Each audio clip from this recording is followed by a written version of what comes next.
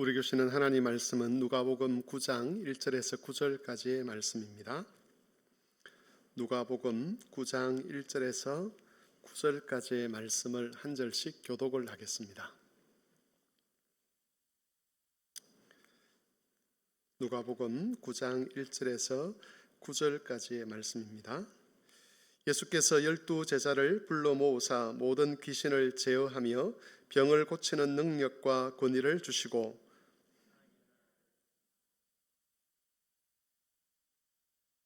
이르시되 여행을 위하여 아무것도 가지지 말라. 지팡이나 배낭이나 양식이나 돈이나 두벌 옷을 가지지 말며 누구든지 너희를 영접하지 아니하거든 그 성에서 떠날 때에 너희 발에서 먼지를 떨어버려 그들에게 증거를 삼으라 하시니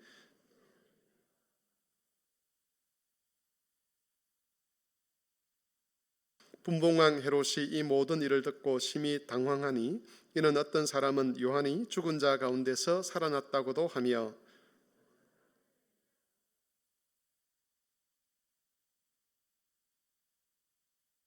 같이 읽습니다. 헤롯이 이르되 요한은 내가 목을 베었거늘 이제 이런 일이 들리니 이 사람이 누군가 하며 그를 보고자 하더라. 아멘. 모든 종교에는 종말에 대한 약속이 있습니다. 또 성경에도 종말에 대한 약속이 있죠. 근데 하나님께서 성경을 통해서 알려주는 이 세상의 마지막 모습은 사람들이 일반적으로 생각하는 또는 다른 종교들에서 일반적으로 말하는 그런 종말과 차이가 있습니다. 일반적인 종교에서 가르치는 종말은 이 세상이 끝장나 버리는 것으로 결론이 납니다. 우리가 살고 있는 이 세상이 완전히 사라져 버리게 되고 아예 새로운 세상으로 우리가 들어가서 살게 될 것이라고 주장을 합니다. 다시 말해서 지금 우리가 살고 있는 이 세상과 새로운 세상이 단절된다는 것이죠. 하지만 성경은 도리어 하나님의 나라가 이 세상 안으로 들어오게 될 것이라고 말씀합니다. 하나님의 나라가 세상으로 들어와서 세상과 하나가 되고 그 속에 들어와 있던 온갖 깨어지고 불완전한 부분들이 깨끗하게 씻겨져 내려갈 것이라고 그렇게 가르칩니다. 인간과 자연이 완벽한 조화를 이루게 될 것이고 인종 간의 적대감도 사라지게 될 것이고 전쟁이나 상처와 질병같이 사람을 고통스럽게 하는 것도 이 세상에서 사라짐으로써 이 세상이 하나님 나라가 될 것이다 라고 그렇게 약속을 한다는 것입니다. 우리가 들어갈 천국은 이 세상과 단절된 곳이 아니라 오히려 이 세상이 새롭게 되는 그런 하나님의 나라입니다.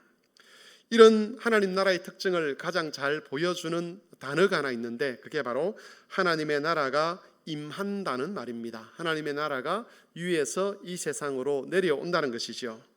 이 말을 좀 더 적극적으로 번역을 한다면 하나님 나라가 침투한다는 말로도 번역할 수가 있습니다. 예수님이 약속하신 하나님 나라는 이 세상과 단절된 채로 저 멀리 우주 너머에 있는 그런 나라가 아니라는 겁니다. 그런 천국이 아니라는 겁니다. 우리가 기다리는 천국, 우리가 기다리는 하나님 나라는 하나님의 보좌로부터 이 세상으로 그 나라가 침투해 들어오는 나라입니다. 하나님의 나라가 이 세상에 침투해 들어와서는 죄로 인해서 오염된 것들, 어그러진 것들을 고치고 바꾸어서 처음 하나님께서 이 세상을 만드신 것처럼 그렇게 세상을 회복하는 것, 그것이 하나님 나라의 완성이라고 볼 수 있습니다. 그리고 이 하나님 나라의 핵심이 바로 예수 그리스도입니다. 하나님은 예수님을 이 세상에 임하게 하셨습니다. 침투하게 하신 것이죠. 예수님이 이 세상에 침투해 들어오셔서 이 세상에서 왕노릇하던 죄와 사망의 권세를 파괴하셨습니다. 죄와 사망의 법칙만 지배하던 이 세상 속에 예수님을 통해서 하나님 나라의 법과 질서가 세워지게 되고 하나님의 생명이 세상에 심어지게 된 것입니다. 우리가 잘 알듯이 원래 사람들은 악에 사로잡혀 있었습니다. 그래서 사람을 가리켜서 마귀의 자식이다 또는 마귀의 형상이다 그렇게 표현을 했습니다. 그런데 예수님께서 이 세상에 침투해 들어오셔서 마귀의 형상이던 그 사람들을 하나님의 형상으로 바꾸어 주셨습니다. 그 심령을 새롭게 하신 것이죠. 그리고 이렇게 형상이 바뀐 이 사람들이 함께 모여서 교회라는 거룩한 공동체를 만들게 하셨습니다. 여러분, 이 교회는 마치 모델 하우스와 같습니다.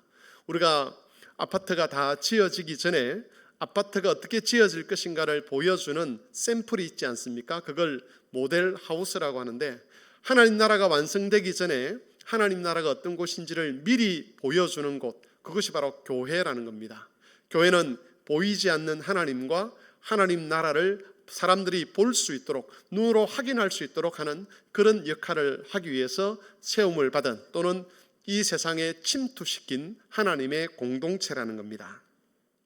오늘은 이 본문의 말씀을 통해서 이 세상 속에 침투한 이러한 하나님 나라의 특징에 대해서 세 가지 주제로 말씀을 전하고자 합니다. 이 말씀을 통해서 하나님 나라의 백성인 우리들에게 약속된 복이 무엇인가 하는 것을 확인하실 수 있기를 바랍니다. 하나님께서 이 세상에 침투시킨 하나님 나라의 첫 번째 특징은 새로운 이스라엘로 그 백성이 구성된다는 겁니다. 오늘 본문 말씀은 예수님께서 자신의 사역을 제자들에게 위임하시는 내용으로 이루어져 있습니다. 제자들이 예수님의 파송을 받아서 세상으로 가게 되는데, 그 세상 속에서 제자들이 어떤 일을 하느냐? 예수님의 일을 하게 될 것이라고 말씀하고 있습니다. 제자들은 하나님 나라를 위해서 세상으로 보냄을 받는 것이지요. 이 일을 위해서 예수님은 먼저 제자들을 부르십니다. 1절을 보시면 예수께서 12 제자를 불러 모으셨다라고 그렇게 말씀하고 있습니다. 여기서 12라고 하는 숫자가 굉장히 중요한 숫자입니다. 구약 이스라엘은 12지파로 이루어져 있습니다. 그래서 12라고 하는 이 숫자는 하나님 백성을 상징하는 숫자라고 볼 수가 있습니다. 그런데 예수님께서 하나님 나라를 위하여 부르시는 사람들은 이스라엘 12지파가 아니었습니다. 예수님은 12 제자를 부르셨습니다. 이것은 12 제자가 이제는 구약의 이스라엘 12지파를 대신한다는 것을 의미합니다. 구약의 이스라엘은 하나님 백성으로 부름을 받았지만 지속적으로 하나님의 구원을 거절했습니다. 또한 하나님을 우상화시키고 물질과 돈의 노예처럼 살았습니다. 하나님의 영광을 드러내야 될 사람들이 세상의 영광에 취해서 거기에 종노릇하면서 하나님마저 우상처럼 섬겼다는 것이죠. 예수님이 이 세상에 오셔서 하신 것 중에 하나는 이 구약의 이스라엘과 대비되는 새로운 하나님의 백성을 창조하는 것이었습니다. 12 제자는 예수님이 창조하시는 새로운 하나님의 백성들의 대표라고 할 수가 있습니다. 그래서 나중에 이 12 제자는 12 사도의 직분을 받게 되고, 그들을 통해서 하나님은 교회를 설립을 하시는 것이죠. 정리를 하면 예수님께서 하나님 나라를 이 세상에 침투시키기 위하여서 선택하신 하나님의 백성들은 12 사도로 대표되는 교회와 그리고 거기에 연합된 성도들이라는 것입니다. 본문에서 예수님이 12 제자를 파송하시지만 이것은 세상 속으로 모든 교회를 파송하실 것이라는 것, 또 세상 속으로 성도들을 파송하실 것이라는 것을 미리 알려주는 대표적인 표현이라고 할 수가 있습니다. 이런 말씀에 따르면 우리는 세상으로 파송받은 하나님 나라의 백성이라는 것을 알게 되는 것이죠. 따라서 우리는 우리 각자의 삶에 대해서 생각할 때에 바로 이런 관점에서 우리의 삶을 이해할 수 있어야 합니다. 내가 이 땅에서 살아가는 것이 어떤 의미가 있는가라고 했을 때 다른 여러 가지 의미들을 찾을 수도 있지만, 나는 세상으로 파송받은 하나님 나라의 백성이다. 특별히 하나님 나라를 이 세상에 침투시키기 위하여 선택된 주의 백성이라는 그런 관점에서 우리의 삶을 이해를 해야 한다는 겁니다. 우리가 살고 있는 이 세상은 아직까지 죄의 법이 지배하고 사망의 법이 지배하는 세상입니다. 바울은 에베소서 2장에서 이 세상에는 공중 권세 잡은 자가 만들어가는 악한 풍조가 있다고 그렇게 경고하고 있습니다. 사람들은 그 악한 풍조를 따라서 살아갑니다. 악한 풍조를 따라서 생각하고, 악한 풍조를 따라서 결정하고, 악한 풍조를 따라서 행동을 하는 것이지요. 이 악한 풍조가 세상 모든 곳에 퍼져 있습니다. 그리고 사람들의 마음에도 이 악한 풍조가 힘과 원리로서 권세로서 작용을 하고 있습니다. 가난한 사람들은 가난한 대로 악한 풍조를 따릅니다. 부자들은 부자들대로 악한 풍조를 따라서 살아갑니다. 힘 있는 사람에게 역사하는 악한 풍조가 있습니다. 힘 없는 사람에게 역사하는 악한 풍조가 있습니다. 젊은 사람, 나이 든 사람, 건강한 사람, 죽음에 직면한 사람, 각각의 형편 속에 악한 풍조가 사람들에게 역사하게 되고 그 상황에 따라서 악한 풍조를 따라 살아가는 것이지요. 사람들은 종종 그렇게 이야기합니다. 가난한 사람들, 힘없는 사람들은 경건하기가 쉽고 부자나 힘 있는 사람은 경건하게 살아가는 것이 어렵다라고 생각하는데 사실은 그렇지 않습니다. 힘이 없는 사람들에게는 힘 없는 사람들에게 역사하는 악한 풍조가 있습니다. 가난한 사람들에게는 가난한 사람들에게 역사하는 악한 풍조가 있고 건강한 사람에게는 건강한 사람에게 역사하는 악한 풍조가 있다는 것이죠. 학교에 있는 선생님들, 공무원들, 사업하시는 분들 각자의 삶의 형편에 역사하는 악한 풍조들이 있다는 겁니다. 남편에게 역사하는 악한 풍조가 있고요, 부인에게 역사하는 악한 풍조가 있고 부모들에게 역사하는 악한 풍조가 있고 자녀들에게 역사하는 악한 풍조가 있습니다. 이런 악한 풍조들이 사람들의 마음을 미혹하여서 죄와 사망의 법을 따르도록 미혹한다는 것이지요. 예수님은 이런 세상에 거듭난 자기 백성들을 파송하셨습니다. 때로는 가난한 곳에, 때로는 부유한 곳에, 때로는 모든 것이 형통한 곳에, 때로는 모든 상황이 암울한 곳에, 때로는 평화로운 곳에, 때로는 전쟁이 일어나는 그런 곳에 주의 백성들이 살도록 하신다는 겁니다. 예수님이 우리를 그런 곳에 파송하시면서 기대하는 것은 우리가 파송받은 그 환경 속에서 우리가 죄의 법을 거부하고 하나님 나라의 법과 질서를 그리고 그 원리를 침투시키며 살아가는 겁니다. 한마디로 하나님의 다스림이 가난한 곳에서, 부한 곳에서, 형통한 곳에서, 어려움이 있는 곳에서, 평화로운 곳에서, 전쟁이 있는 곳에서 그 법과 원리가 적용되도록 하는 것이지요. 그래서 이 세상에 있는 모든 영역들 속에 하나님의 뜻이 구현되도록 하는 겁니다. 우리가 파송받은 삶의 현장에서 하나님의 뜻을 따라서 살아가게 되면, 하나님 나라의 원리를 구현해 가게 되면 거기에서 치유가 일어나는 겁니다. 세상이 새롭게 되는 것이죠. 돈이 많은 곳에서 치유가 일어납니다. 가난한 곳에서도 치유가 일어납니다. 정치에서도 치유가 일어나게 되고 경제나 교육이나 사회 모든 분야에서 하나님의 뜻이 적용되어서 거기에 역사하는 악한 풍조들이 힘을 잃게 되고 죄와 사망의 권세가 힘을 잃게 되는 겁니다. 그러면서 점점 세상이 하나님 나라로 변해가는 것이지요. 우리가 발디디고 살아가는 그 삶의 터전들, 우리의 가정들, 우리의 직장들, 우리가 만나는 그 모임들, 그런 곳들이 하나님의 나라가 이루어지는 곳이 된다는 겁니다. 그러므로 교우 여러분, 우리는 결코 우리의 삶을 하찮은 것으로 생각해서는 안 될 것입니다. 우리 교회에는 연세 드신 분들이 많이 있습니다. 전에도 말씀을 드렸지만 연세가 드시면 생각이나 삶이 많이 위축된다고 합니다. 아직까지는 저는 젊은 연령층에 속하기 때문에 지금보다 나이를 더 먹으면 생각이 어떻게 바뀌고 삶에 대한 생각이 어떻게 바뀌는지 직접적으로 체험할 수는 없습니다. 그런데 이미 그 나이에 이르신 분들이 적어놓은 글들이나 또 그분들이 하신 말씀들을 들어보면 나이가 들고 몸이 이렇게 건강이 나빠지게 되면 생각도 위축이 되고 삶이 위축된다는 것이지요. 특별히 죄와 사망의 법이라고 하는 것은 나이가 든 사람은 이제 이 세상에서 쓸모가 없어진다라고 하는 그런 생각을 불러일으킨다고 합니다. 죽음과 질병에 대한 두려움에 마음을 빼앗기게 되고 점점 마음이 좁아지는 사람으로 만들어버리는 것이죠. 그게 죄와 사망의 법이 역사하는 방법입니다. 그게 연세 드신 분들에게 악한 풍조가 만들어내는 생각들입니다. 하지만 우리 그리스도인들은 그런 악한 풍조에 동화되지 않도록 해야만 합니다.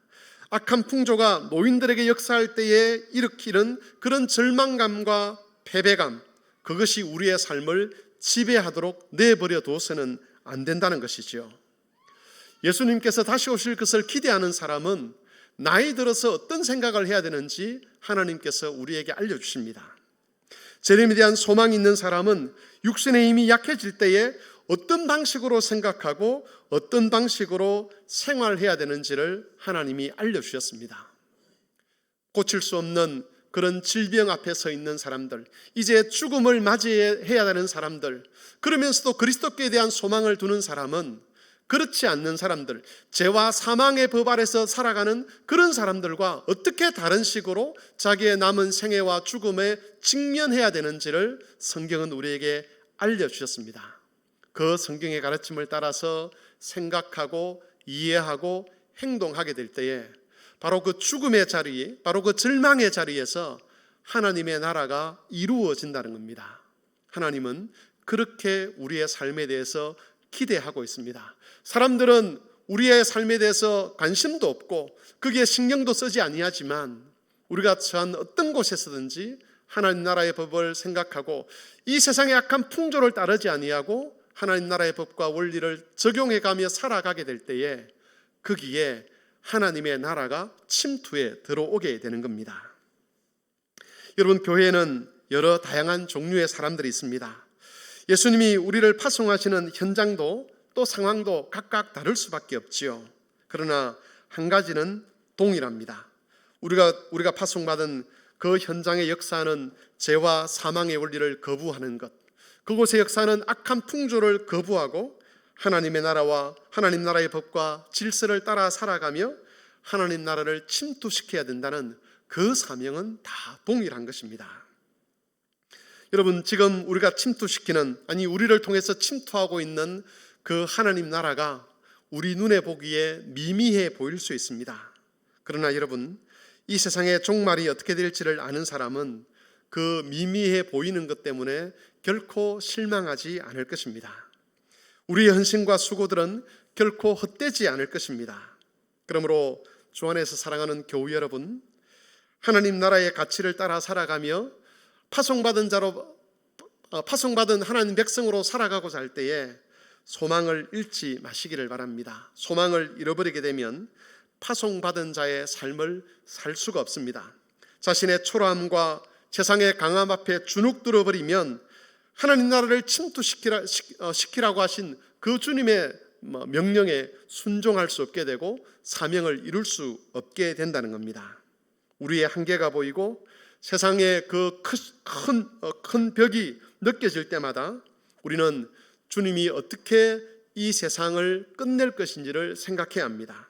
장차 이루어질 새하늘과 새 땅에 대한 묵상, 하나님 나라가 결국은 이 세상을 지배하게 될 것이라는 것, 이 세상을 삼키게 될 것이라는 것, 그래서 지금 내가 이루어가고 있는 이 삶의 방향이 마침내는 큰 것으로 완성될 것이라는 그 소망을 가지고 우리가 파송받은 자리에서 하나님의 법으로서, 하나님의 원리로서 살아가는 그런 삶을 이어가야 할 것입니다.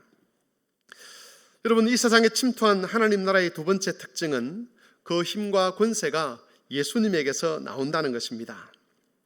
예수님은 제자들을 파송하시면서 두 가지 일을 하도록 명령하셨습니다. 9장 1절 2절을 보시면 첫 번째는 귀신을 쫓아내고 병든 자를 고치라고 말씀하셨습니다.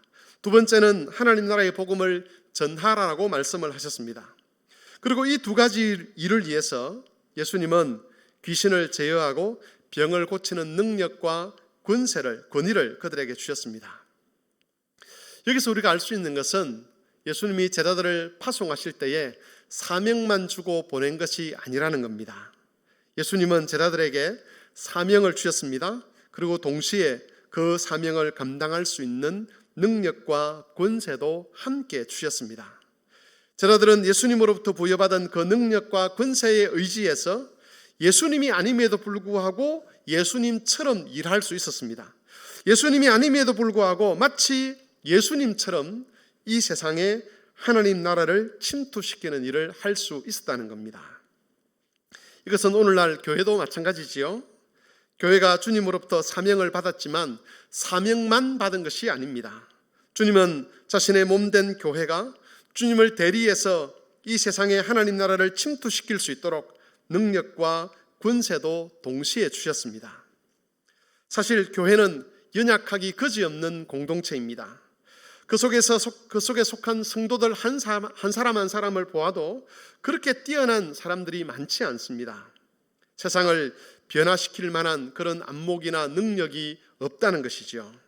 하지만 그럼에도 불구하고 지금도 여전히 주님의 몸된 그 연약한 교회를 통해서, 그 연약한 성도들을 통해서 하나님의 나라가 이 세상 속으로 침투해 들어오고 있습니다. 그것은 교회에 또 각각의 성도들에게 주님의 능력과 권세가 주어졌기 때문입니다. 우리는 우리의 힘으로 파송받은 자의 사명을 감당하지 않습니다. 우리는 연약하지만 죄와 사망의 힘을 거부할 수 있습니다. 그리고 하나님의 뜻이 우리 가정과 내가 만나는 그 만남과 직장과 세상에 세워질 수 있도록 할 수가 있습니다. 하나님의 힘과 권세가 우리와 함께 하고 있기 때문에 우리의 연약함에도 불구하고 큰 일을 할 수 있는 것이지요. 우리가 그 힘과 권세를 의지해서 기도하고 또 사명에 헌신한다면 하나님은 당신의 능력과 권세를 통해서 하나님의 뜻이 이 땅에 이루어지도록 하실 것입니다. 그런데 여기서 우리가 오해하지 말아야 될 것이 하나 있습니다. 그것은 귀신을 제어하고 병을 고치는 바로 그 능력과 권세에 관한 것입니다. 한때 성경을 잘못 이해하고 있을 때에는 주로 교회들이 이 병을 고치고 귀신을 쫓아내는 능력을 절대적인 것이라고 그렇게 생각을 했습니다. 그래서 각 교회들마다 귀신 쫓아내는 일, 병 고치는 일에 매달리면서 하나님의 은혜와 능력을 그런 일에 국한시키려고 한 적이 있었습니다. 하지만 예수님께서 여기서 말씀하시는 이 능력과 권세는 하나님 나라를 드러내는 방식으로서의 능력과 권세입니다. 구약 성경에 보면 질병을 이야기할 때 그것은 항상 죄와 함께 이야기를 합니다. 그래서 병을 고친다는 것이 어떤 의미가 있는가를 시편에서는 죄를 용서받는 것과 연결을 시키는 것이지요. 병을 고친다는 것은 그 병의 원인이 되는 죄가 용서받는 것을 의미합니다. 그래서 예수님께서도 병자를 고치고 난 다음에 네 병이 나았다라고 말씀하시기보다는 너의 죄가 사해졌다라고 말씀하기를 절개하셨습니다. 여러분, 본문에서 병을 고치는 이 권세와 능력이라는 것, 이것은 그것 자체가 핵심이 아니라는 것이지요. 죄가 용서되었을 때에 또 사망의 힘으로부터 구원받았을 때에 나타나는 현상 중에 하나가 병이 낫는 것, 귀신이 쫓겨나는 겁니다. 그래서 이런 관점에서 본다면 귀신을 제어하고 병을 고치는 이 능력과 권세라는 것은 결국 어디로 연결되는 것이냐면 교회로 하여금 죄를 사하고 죄와 사망의 권세를 이길 수 있도록 하는 그런 힘과 권세를 의미하는 것이라고 해석할 수가 있는 겁니다. 물론 우리는 지금도 병 낫기를 위해서 기도할 수 있습니다. 사람의 힘으로 해결할 수 없는 그런 질병에 걸렸을 때에 온 교회가 그 사람을 위해서 기도하고 하나님의 치유하는 힘이 임하도록 간구해야 합니다. 하지만 그것이 우리가 받는 은혜의 핵심이라고 생각해서는 안 되는 것이죠. 기도했을 때 병이 나을 수도 있지만 병이 낫지 않을 수도 있습니다. 그것 가지고 하나님의 은혜를 재단하려고 해서는 안 된다는 것입니다. 중요한 것은 우리에게 임하는 하나님의 능력과 권세로서 우리가 죄와 사망의 힘에서 이미 벗어났다는 겁니다. 그리고 우리는 바로 그런 힘과 권세를 받아서 세상으로 파송받아 하나님 나라의 일을 하는 겁니다. 우리가 하나님 주신 그 권세와 힘을 의지해서 기도하고 또 순종하게 되면 죄와 사망의 힘과 권세에서 우리가 해방되었던 것처럼 우리가 기도하는 그 사람도, 우리가 파송받은 그 가정도, 우리가 파송받은 그 공동체도 죄와 사망의 힘에서 벗어나서 은혜가 충만한 사람, 은혜가 충만한 공동체가 될 수 있는 겁니다. 그러므로 사랑하는 교우 여러분, 여러분이 하나님 앞에서 여러분의 연약함들이 느껴질 때마다 예수님이 약속하신 이 힘과 권세를 의지하시기를 바랍니다. 이 힘과 권세가 임하게 되면, 이 힘과 권세가 나타나게 되면 아무리 바뀌지 않을 것 같은 사람도 바뀌게 됩니다. 부모를 위해서, 자녀를 위해서, 배우자를 위해서 오랫동안 기도했는데도 여전히 변화되지 않는 그 사람, 앞으로도 변화되지 않을 것 같은 그런 사람들이지만, 예수님께서 약속하신 이 힘과 권세가 나타나게 되면 그를 묶고 있는 죄와 사망의 힘이 풀려지게 되고, 그가 마치 새 사냥꾼의 올무에서 벗어나듯이 죄와 사망으로부터 벗어나서 하나님의 생명을 가지고 자유롭게 주를 섬기는 영혼이 될 수가 있는 것입니다. 아무리 변하지 않을 것 같은 세상도 주님의 권세와 능력이 나타나게 되면 그 세상이 변하게 되는 것이지요. 따라서 우리는 이런 힘과 능력을 의지함으로써 더욱더 힘있게 하나님 나라의 일을 이루어 가야만 합니다. 더욱더 힘있게 기도해야 되고, 더욱더 힘있게 하나님의 법에 순종해 가야 하는 것이지요. 그럴 때에 우리가 알지 못하는 사이에 하나님의 뜻이 이루어지게 되고, 우리로 하여금 절망케 했던 그 일들이 오히려 우리로 하여금 하나님께 영광을 돌리고 찬송케 하는 그런 일들로 바뀌게 되는 것입니다. 마지막 세 번째 특징은 하나님 나라의 일은 중단되지 않는다는 겁니다. 9장 7절에서 9절 말씀을 보시면 예수님과 제자들의 사역의 소식을 들은 헤롯 왕의 반응이 기록되어 있습니다. 이 헤롯은 세례 요한을 죽인 사람이었습니다. 헤롯은 예수님과 제자들의 이야기를 들었는데, 이 예수님과 제자들에 관한 소문을 들었을 때에 그가 생각했던 사람이 바로 세례 요한이었습니다. 자기가 죽인 세례 요한과 이 예수님과 그의 제자들이 같은 부류의 사람들이라는 것을 알았다는 겁니다. 세례 요한은 예수님이 오실 것을 예비하던 사람이었습니다. 비록 그가 예수님보다 먼저 온 사람이었지만 그의 일은 예수님의 일과 같았습니다. 어떤 사람들은 예수님과 예수님의 제자들이 구약의 선지자들과 관련이 있다라고 그렇게 생각을 했습니다.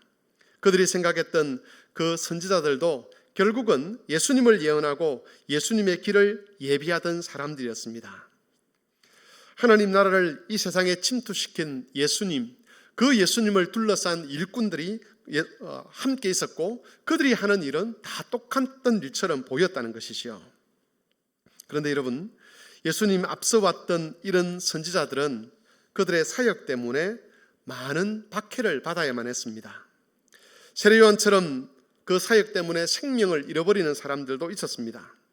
중요한 것은 그렇게 선지자들이 박해를 받고 죽임을 당했는데, 그렇다고 해서 이 세상에 침투하는 하나님 나라가 중단되거나 또는 그 역사가 막히지는 않았다는 것입니다. 이 세상의 권세자들이 선지자들을 죽일 수 있었습니다. 세례 요한을 죽일 수도 있었습니다. 하지만 하나님 나라가 침투하는 것을 막지는 못했습니다. 이것은 예수님 이후에도 마찬가지입니다. 이 세상 권세자들은 예수님도 십자가에 못 박아 죽여버렸습니다. 예수님을 따르던 사도들도 이 세상 권세자들에 의해서 죽임을 당했습니다. 그 이후에 많은 교부들, 많은 성도들도 박해를 받고 죽음의 위기로 내몰려야만 했습니다.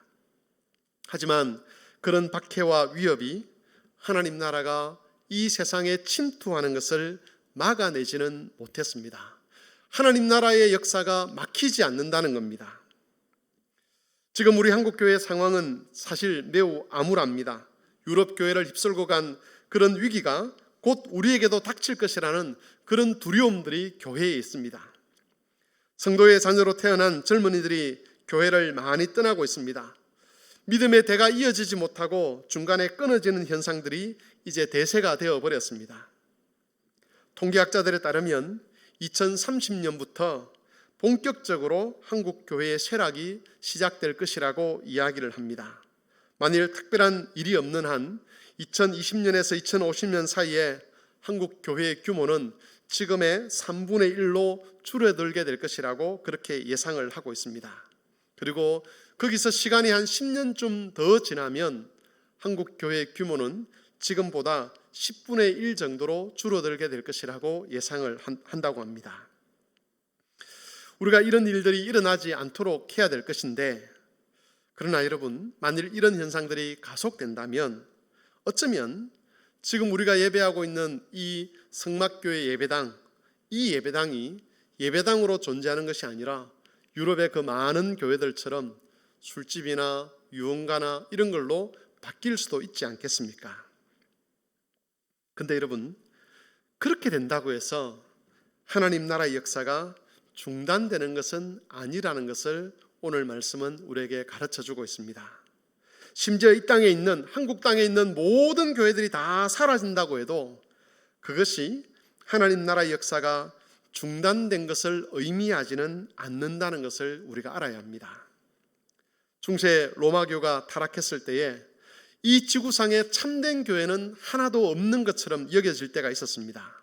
그런데 여러분, 그때에도 하나님께서는 드러나지 않는 하나님 백성들을 통해서 여전히 하나님 나라를 이 세상에 침투시키고 계셨습니다. 엘리야 시대에 보면 엘리야 외에는 눈에 보이는 성도들이 한 명도 없었습니다. 하지만 하나님은 바알에게 무릎 꿇지 않는 7,000명의 거룩한 백성들을 남겨두셨습니다. 그를 통해서 여전히 하나님 나라의 역사가 이루어지게 한 것이지요. 하나님은 어떤 경우에도 남은 자들이 사라지게 하시지 않습니다. 하나님은 그 남은 자들을 세우실 것이고 그들을 통해서 하나님 나라의 역사가 이어지도록 하실 것입니다. 그러므로 교우 여러분, 눈에 보이는 상황이 아무리 절망적으로 보여도 우리는 낙심할 필요가 없습니다. 하나님 나라는 반드시 완성을 향해서 나아가게 되어 있습니다. 예수님은 반드시 재림하실 것이고 약속하신 모든 것은 반드시 이루어질 것입니다. 우리가 거기에 헌신하고 거기에 소망을 가지고 거기에 우리 인생을 걸고 살든 아니면 그 나라의 미미함에 실망하여서 그 나라와 상관없이 그 소망을 중단하며 살아가든 상관없이 하나님의 나라는 완성될 것이고 하나님의 뜻은 이루어지게 될 것입니다. 때로 주위에 믿음의 동력자가 없는 것 때문에 외로움을 느낄 수도 있겠지요. 때로는 환경이 주는 절망감 때문에 스스로 위축될 수도 있을 것입니다. 그러나 여러분, 하나님은 절대로 물러서지 않는다는 것을 기억하시기를 바랍니다. 우리가 물러섰다고 해서 하나님도 물러설 것이라고 그렇게 생각하지 말아야 합니다. 우리가 실패했다고 해서 하나님도 실패할 것이라고 그렇게 생각할 수가 없습니다. 하나님은 중단하지 않으실 것이고 실패하지 않을 것이고 마지막 날 가서 반드시 승리의 깃발을 흔들고야 말 것입니다. 그러므로 우리의 삶도 그 하나님의 승리에 맞추며 살아갈 수 있어야 할 것입니다. 우리는 우리의 달려갈 길을 열심히 달려가야 합니다. 결과가 어떻게 됐는지 상관없이, 우리 눈에 어떤 결과가 나타나든지 상관없이 우리가 달려갈 길을 다 달려가고 우리의 믿음을 지키며 살아가야 할 것입니다. 그러면 마지막 날 우리가 주님이 완성하신 그 나라의 영광을 보게 될 것이고 그 나라의 영광을 기대하며 살았던 사람들에게 주시는 그 기쁨과 영광에 참여하게 될 것입니다. 말씀을 정리하겠습니다. 오늘 우리는 이 세상에 침투한 하나님 나라의 특징에 대해서 3가지로 살펴보았습니다. 여러분, 이 가르침을 꼭 마음에 새기셔서 우리를 파송하여 하나님 나라를 이루어가기를 원하시는 그 주님의 뜻에 순종하며 살아가시기를 바랍니다. 그래서 의의 열매가 우리 삶에서 풍성히 맺어지게 되고 그 의의 열매를 통해서 하나님 나라가 이 세상에 침투해 들어오는 그런 역사를 만들어가는 삶을 살아가는 모든 성도들이 되실 수 있기를 바랍니다. 하나님의 말씀을 생각하며 같이 기도하겠습니다. 이 시간 기도하실 때 먼저 이렇게 한번 기도했으면